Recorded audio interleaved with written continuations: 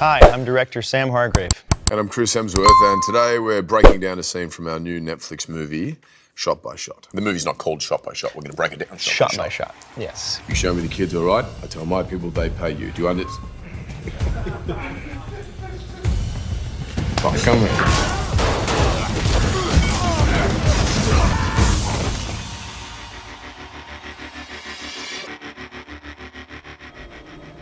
Pay. If not, blow his insides out. Who is that handsome villain? Who's that devil? I don't know.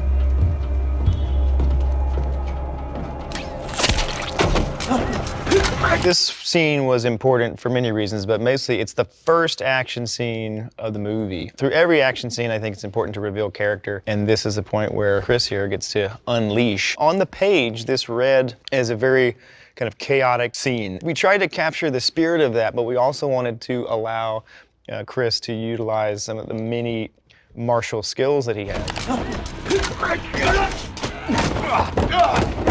So this here, attacking the guy and then sending him down the stairs. Oof.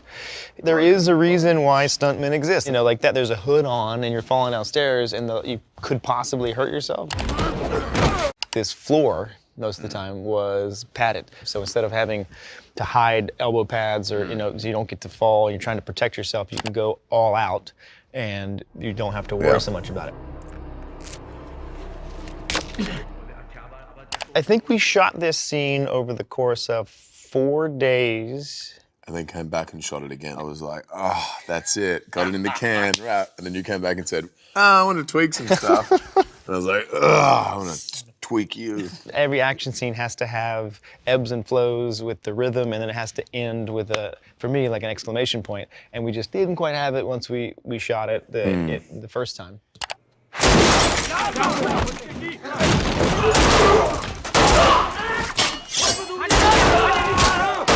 That first piece, what we tried to do is to show the ruthless efficiency that this character possesses with a weapon. And so we start at the top where he has the weapon, and then we slowly start to take away his weapons and make him improvise throughout the set.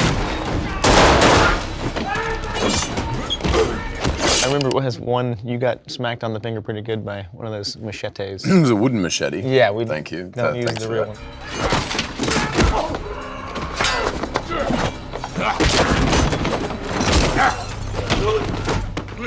Kind of, I wouldn't say improvised, but it was certainly the scene that was organically grown throughout the shooting of those 6 days, right? Yeah. Like a lot of the stuff you had heavily prepped, but then you would say, that doesn't look right, we'd do this, and we're kind of on the fly. Then one of my favorite things about these kinds of sequences, especially in working with someone like you, being in the space and seeing like, oh, he's a little taller than the stunt guy, he does this move better, let's change it to a right hand instead of a left. Having someone who is able to improvise makes something like this a very organic, creative process.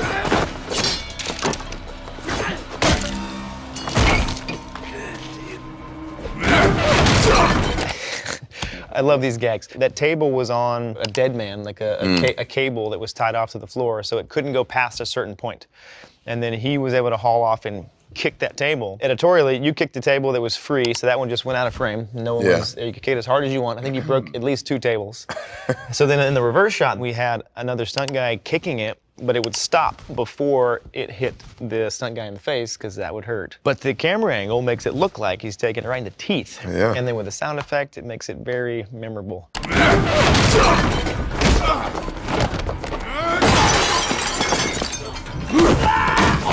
Kick through, same thing, he's on a cable, right? Yep. And yeah, so dead doesn't man. actually hit his so head. he kicks him in this shot, but in this one, you know, you're in the background overlapping the kick. He runs on his He own. just runs straight around On his own as fast as he can, and jumps into that cable. It looks like he's hitting hard bricks, and then the way he acts after he, you know, oh, my spine! But that's all acting.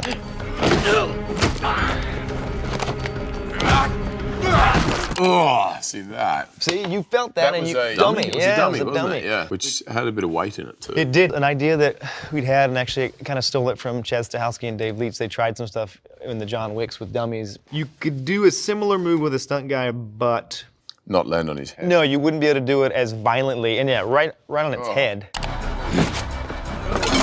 Homage to my character's name, Tyler Rake. This came from a fan of these kind of movies. If Tyler Rake kills somebody with a rake in this movie, it's going to be the most amazing thing ever. And I was like, That's actually a great idea.